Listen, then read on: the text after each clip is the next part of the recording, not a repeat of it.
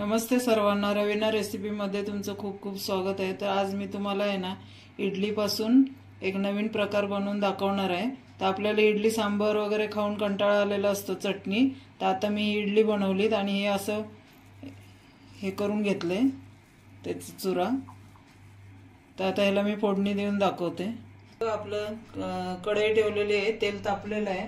तर त्याच्यामध्ये आता मी जिरं, मोहरी,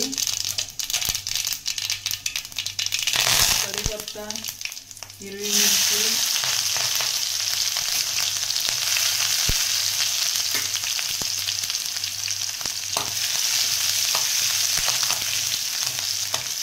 कांदा।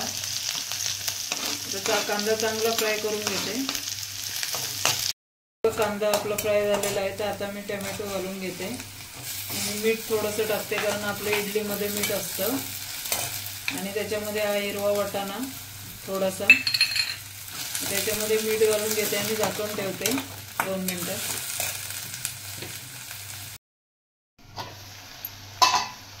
ते बघा, वाटाणा आपला शिजलेला आहे आता चांगला। आता मी इडली घालून घेते। आता